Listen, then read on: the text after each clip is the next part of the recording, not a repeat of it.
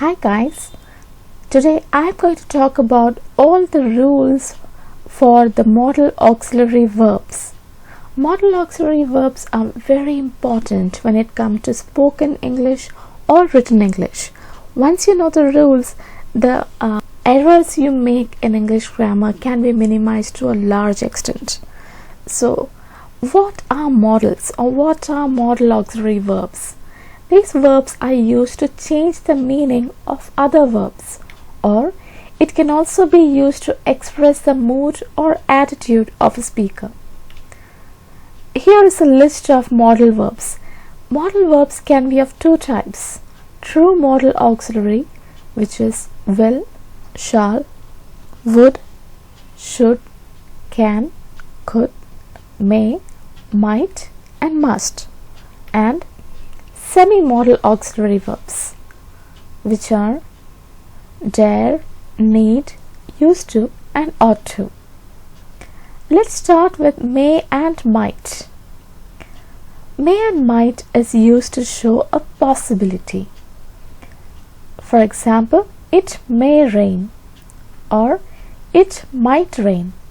May and might are interchangeable, but might means a lesser possibility than may. If you want to make a negative sentence with modal auxiliary verb, then you should use not after the modal auxiliary. Hence, it will be it may not rain, it might not rain. Moving on to may, it can be used to show a permission. For example, may I come in? You are asking a permission to come in, so you can use may. Or you may come in. In negative sentence, it will be you may not come in. Not will be written after the auxiliary verb. May and might can be used for wishes and prayers, like may you live long and prosperous, or may you enjoy all the happiness. It can be used to show a purpose. Mike works hard so that he may clear his exam. Here, the purpose of Mike working so hard is so that he can clear his exam. So may is used to show a purpose. Julie came so that she might see him. Here might is used to show a purpose of why Julie came. The purpose is to meet him or to see him. Most of the cases, might is used with the past tense. Here, for example, Julie came. Came is the past tense. So in this case, you use might. May have or might have. May have or might have is used to show a possibility or a desirability. For example, I might have passed.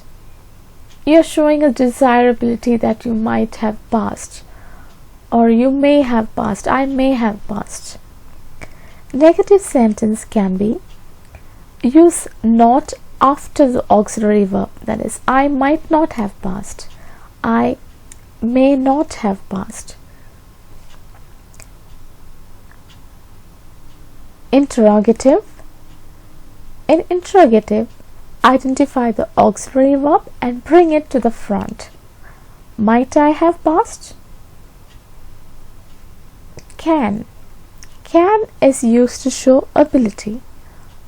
For example, I can write English well. You are showing your ability to write the English well. Negative sentence, write not after the auxiliary verb. Here auxiliary verb is can, so write not after can. I cannot write English well. Interrogative, bring can to the front. Can I write English well? Interrogative negative, again bring can in the negative sentence to the front. Rest will remain the same. Can I not write English well? Whenever you use interrogative sentence with the auxiliary verb, you are expecting the answer to be either yes or no. In most of the cases, when you say interrogative negative, you are expecting answer as a yes. Can I not write English well? So most of the cases you expect answer to be yes.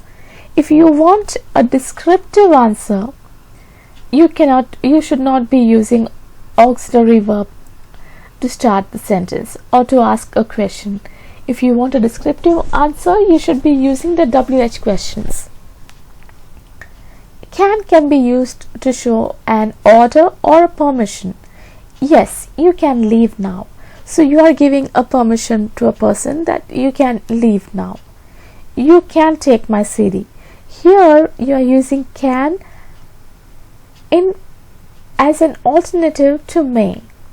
You can also say you may take my CD, or you can say you can take my CD. You are giving the permission as it is. You can use can to show an offer or a prohibition. Can I help you? You're offering your help to someone. You cannot enter his house. You are prohibiting the person from entering somewhere.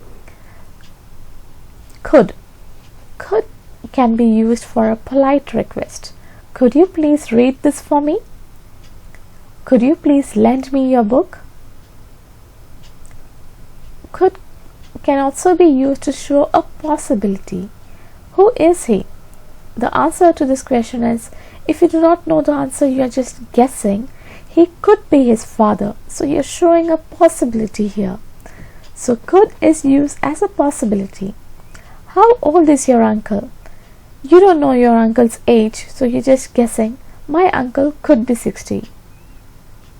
Could have. Could have is used to show a past action that did not take place. I could have spoken to your father, but I did not. So here it means that you did not speak to someone, so you are just using could have to show an action that did not take place. You could have left early. This means you did not leave early. Should is used to show an obligation or a duty. You should stand by him.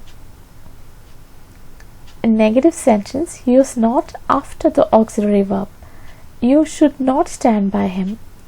Interrogative, bring should to the front, and rest of the sentence as it is. Should you stand by him? WH question. Add the WH question before the interrogative structure. Why should you stand by him? So you are adding why, and rest of the statement is the same as the interrogative. When should you stand by him? Should and should have. Should can be used as a condition or as a substitute of if. Should you work hard, you will pass with flying colors.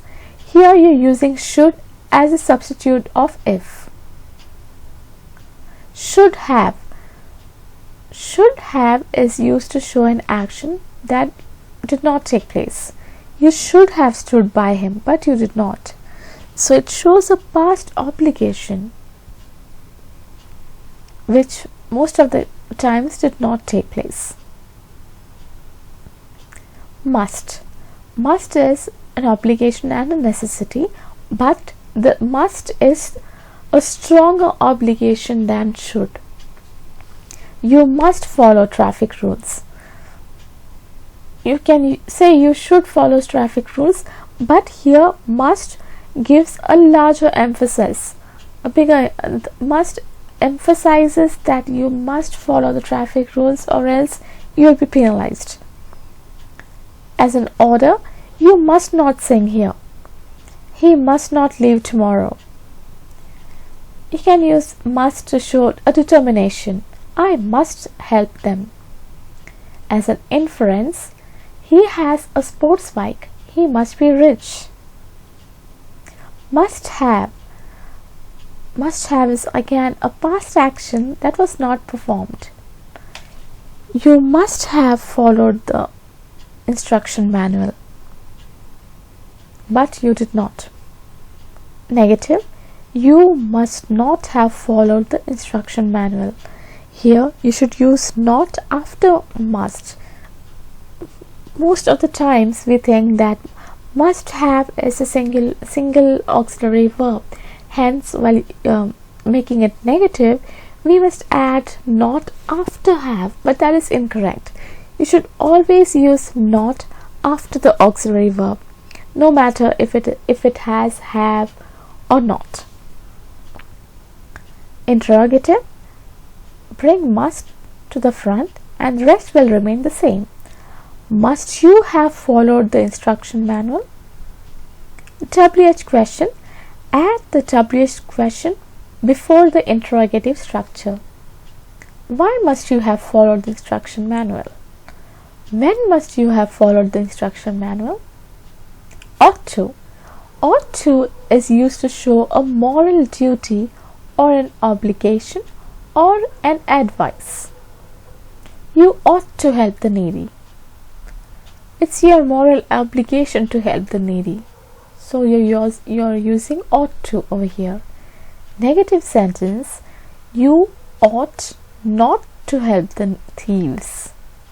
Here you're using not after ought, which is an auxiliary verb. Interrogative. Bring ought to the front, and rest of the sentence will be the same. Ought you to help the needy? Interrogative negative will be ought you not to help the needy? Ought to have. This means it refers to a past unfulfilled duty. You ought to have helped the needy. This means you did not help the needy. You should have. But ought to have, you're using ought to have and you are not using should have because it's a stronger or it emphasizes more on the obligation. Negative. You ought not to have helped the thieves. You're using not after the auxiliary verbs, immediately after the auxiliary verb. Interrogative. Bring ought to the front. Ought you to have helped the needy? Interrogative negative. Bring ought from the negative sentence to the front.